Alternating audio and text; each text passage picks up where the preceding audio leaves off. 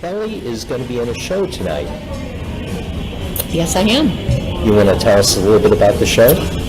It's a show. It'll be this evening at 7 o'clock and then tomorrow at 3 o'clock, and it is at the Canterbury Theater in Michigan City on Franklin Street. And it is called An Evening with Julia Marlowe, written by the amazingly talented Jerry Holt and directed by the equally amazing Bethany Lee Baer. And starring me, it is a one-woman show, and I appear as Julia Marlowe and spend some time telling you a little bit about who I am. Okay, so tell us a bit about Julia Marlowe. Well, Julia Marlowe was not born Julia Marlowe. That was her stage name, and she came to this country from England when she was a child. Came over here after her father had moved here, and ended up in the Cincinnati area and grew up there. Fell in love with Shakespeare long before she ever became an actor. She was a voracious reader, and when she was about 9 years old, fell in love with the complete works of William Shakespeare. And when she was about 14, she saw a newspaper advertisement asking for children to perform in a production of HMS Pinafore. And she decided to answer the ad, and she went on stage, and that was her very first acting. Was very, very good, progressed quickly, got taken under the wing by a woman named Ada Dow, who took her to New York. And from there, she became probably the premier Shakespearean actress in America. Very famous, way back in the late 1800s, early 1900s. This is a person who had her own shoe line, women's boots and shoes and things that were sold under her name. And cigars. And cigars. She was her picture and everything on cigars and on the band and everything, Julia Marlowe cigars.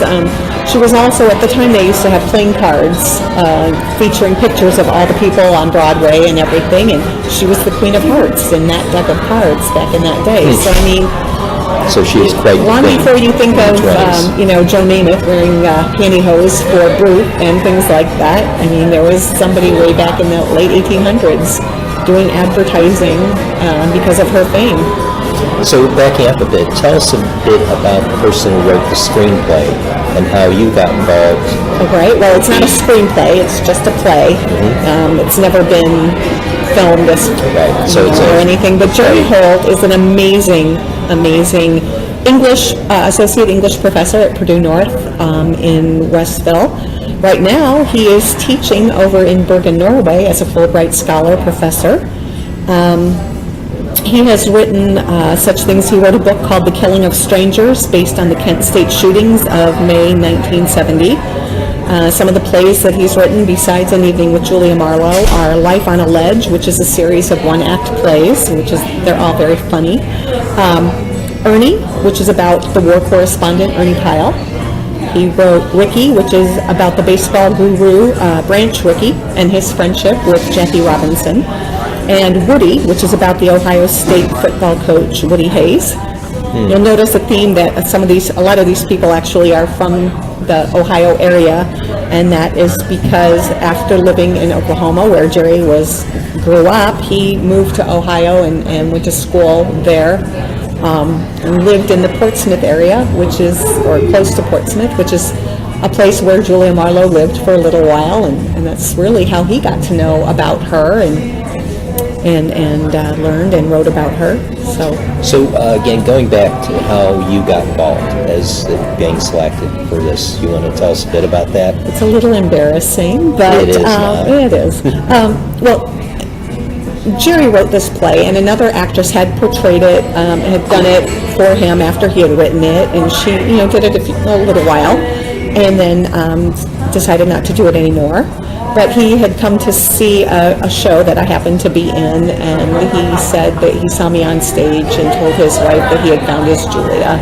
And I am very blessed to have been given that honor to take over and to be able to portray Julia and tell her story as best I can. You were selected out quite a few actresses in the area, so that's something to feel good about. So getting back to the places, this is going to be at Canterbury today and tomorrow. Yes. Tonight it starts at 7 o'clock, tomorrow at 3. And that's Canterbury in Michigan City. Canterbury Theater in Michigan, Michigan City on Franklin Street. So if you go down, like you're going down towards the Lighthouse Premier, but you're on Franklin, go past 11th Street and on down. Right after it becomes a one-way only street, Canterbury is there on that would be the west side of Franklin. So now one of the Some people may know it as Main Street Theater. They did change. They used to be Main Street Theater and do the Canterbury Summer Program, but they have recently changed their name, so they are just Canterbury Theater. So if you want to come out tonight in Michigan City, that you To would see be the show, or tomorrow at 3, I'd be happy to see you in the audience. definitely. It's Share a little bit about who Julia Marlowe was, and this is a one-woman show, so she's going to be the only one on stage. it's all me. So It's all me, telling a wonderful, wonderful story about a wonderful, amazing woman that so few people know about. And she was so famous and so well known and toured all over America and went to Europe and performed. And she knew such people as Sarah Bernhardt, Edwin Booth, James O'Neill, Eleanor Deuce. These are people that a lot more people have probably heard of, and yet she was their equal, their peer at the same time, and hardly anybody knows about Julia. So it's going to be a fascinating story. So set the stage without telling people too much. Yes, I don't want to give away too much. No, but so the stage is you actually come into a theater. It starts out where I come into a theater, actually looking for my husband's notebook. He's left it there the night before when we were doing a production. And we're getting ready to go on a train trip, and he wants his notebook, so I go in there looking for it for him, because my own notebook I would never be without, but he just can't seem to hold on to things. I talk about how he can never find anything, and I go there to look for it, and there just happens to be some people in the audience.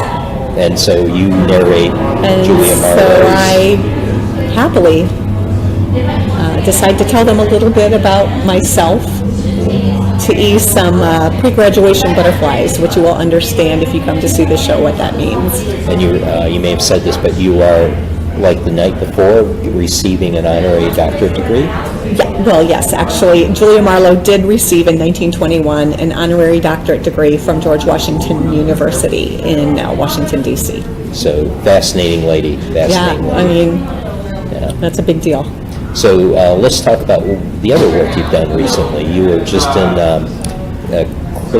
Winnie Pooh's Christmas Story? Winnie the Pooh Christmas Tale, which is a children's theater production that we did. We actually had done it a year ago at Chicago Street Theater, and then we're able to get the entire cast back and redo the show again, this time at Canterbury Theater in Michigan City, which is wonderful because I love all the characters and all the actors that I got to work with, so getting to be with them twice to do a show was amazing.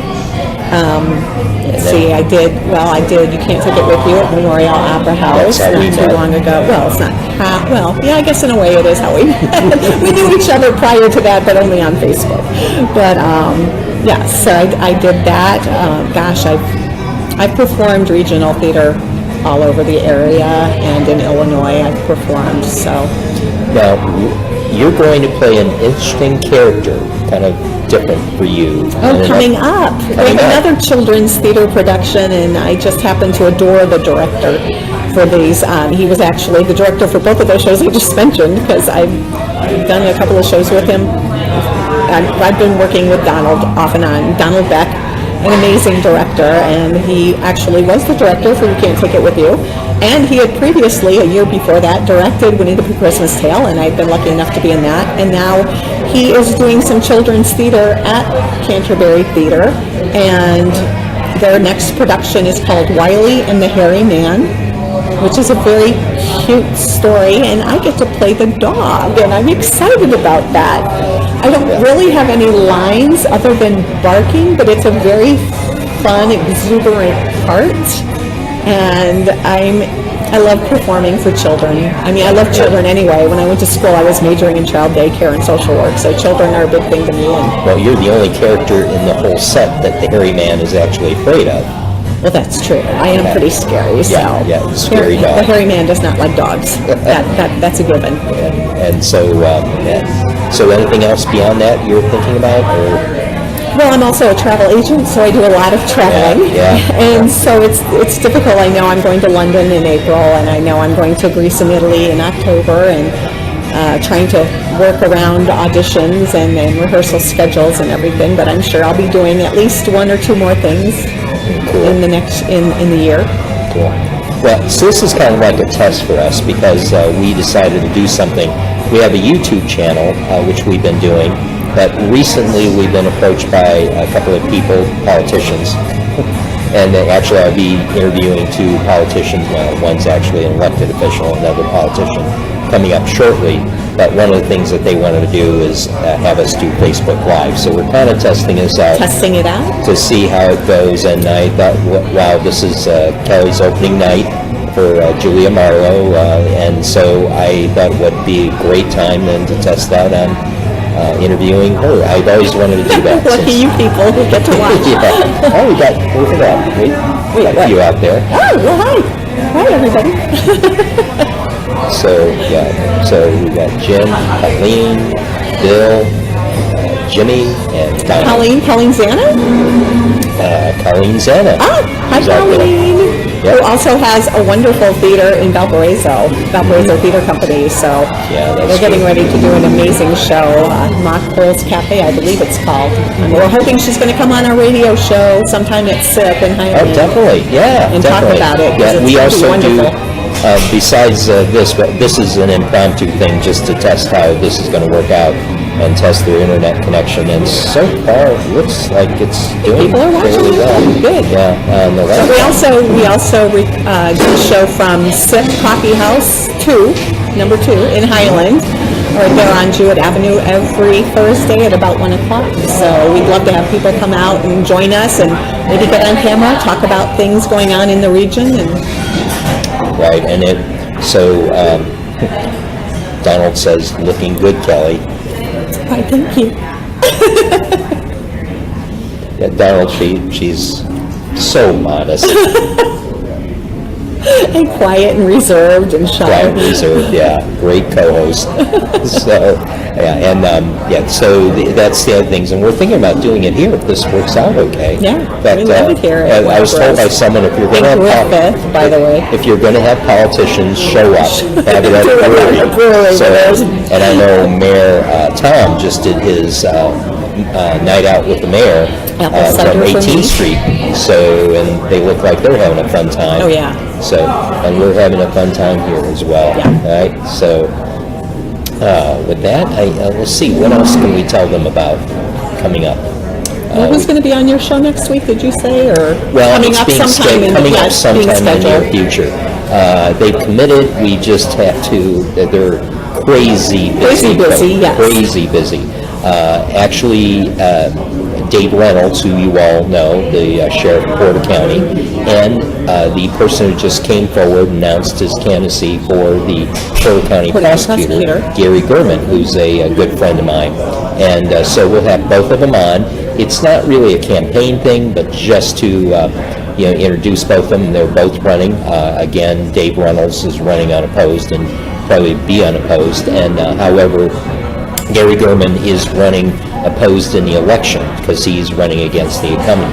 Well, didn't you say, like David Letterman used to say about his show, that whoever sat in that seat, if they were running for office, if they wanted to get elected, needed to be on that show? I kind of that's what you said threw about the yours. gauntlet Yeah, you down did. at SIP in Highland.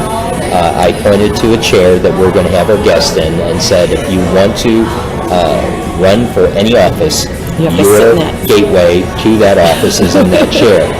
If you remember, David Letterman did that with all the presidential candidates. I have no hopes of presidential candidates showing up, and if they do, I will interview them. Depends on the candidate, but yes. Yeah, I may, yeah. No, I've got to interview them regardless. So, with that, I think we're going to Say goodbye? Say goodbye. Kelly's got to get all geared I up. need to go take a nap. get in the character. I need to go take a nap. Oh on my gosh, lines. she has been, oh my gosh, just the lines. She has this app on her phone that reads the lines to her.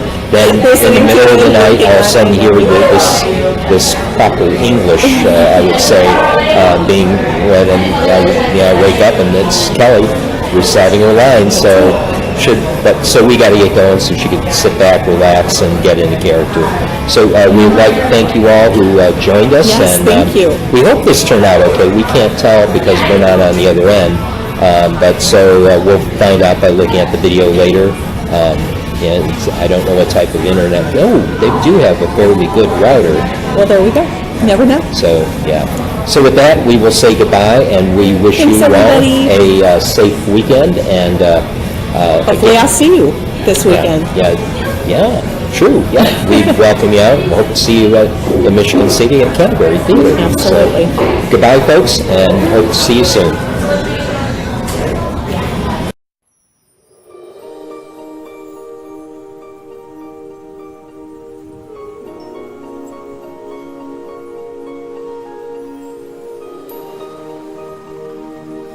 Relax, renew, rejuvenate. Let Espa Day Spa and Holistic Center be your destination to revitalize and heal your inner and outer self. Espa, a family-owned and operated European-style boutique spa and holistic center, is located at 2825 Jewett Avenue in downtown Highland, Indiana. They offer individual services, combination packages, and monthly memberships. For a complete list of services offered, go to my-espa.com. To schedule your appointment, call 219-923-3772. Hours vary depending on the season, so be sure to call before stopping in. Gift certificates are available.